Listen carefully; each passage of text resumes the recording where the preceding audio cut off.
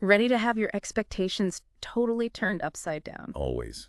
Especially if it involves a little laughter along the way. Well, get ready, because today's deep dive is all about finding humor in the unexpected, with haiku as our unlikely guide. Haiku and humor. Now that's a combination you don't see every day. Exactly. And that's what makes this so fascinating. We're going to unpack how a simple haiku can make us laugh, think, and maybe even see this ancient art form in a whole new light. I'm intrigued. Where do we even begin with something like that?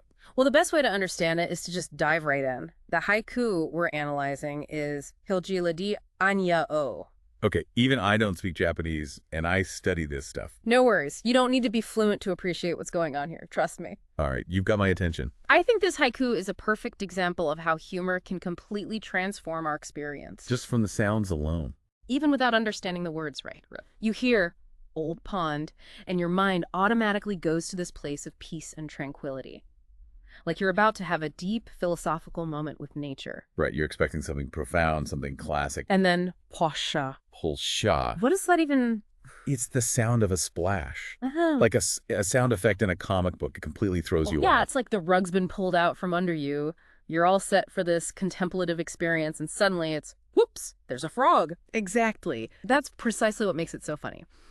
The haiku sets you up for one thing, and then, bam, it delivers something totally unexpected.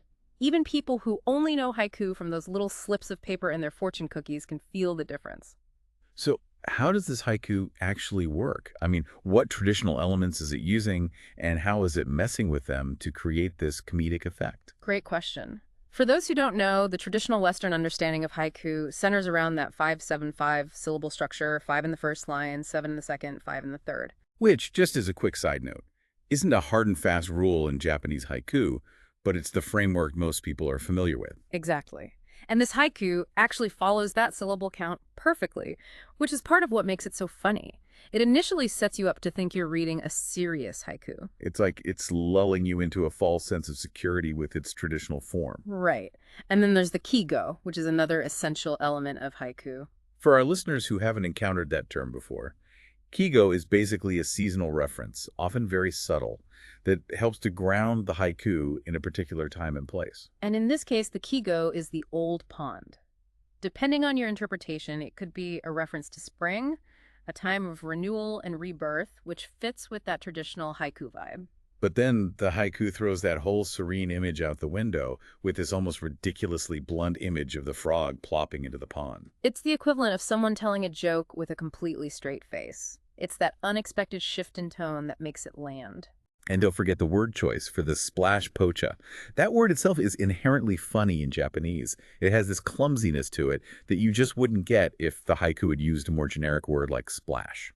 So it's using the traditional structure of a haiku, even incorporating a seasonal reference, but then it uses word choice and this completely unexpected ending to poke fun at the seriousness we often associate with haiku. It's brilliant. It's a form of satire, really. It's using humor to comment on something, but it's doing it in such a clever, understated way that you can't help but laugh. And this idea of using humor to subvert expectations isn't limited to just haiku. Think about Monty Python and what they did with those classic King Arthur legends.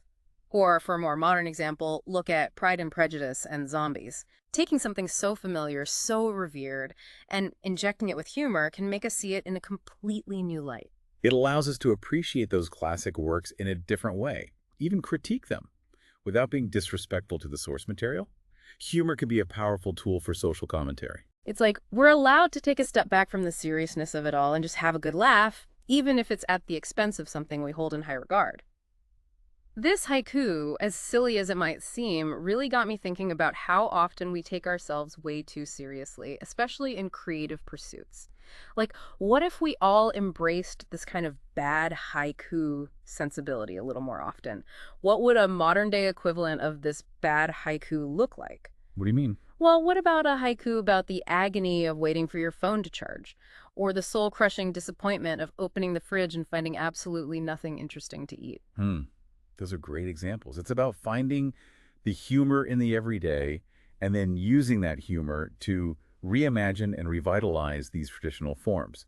That's what makes them feel so relatable and relevant even today. Exactly. So we started with a haiku that makes fun of traditional haiku, which makes me wonder, can you have too much subversion in art? I mean, when does it stop being clever and insightful and just become, well, bad? Now, that's a question for our listeners to ponder. Food for thought. Thanks for joining me on this deep dive into the unexpected humor of haiku. Until next time.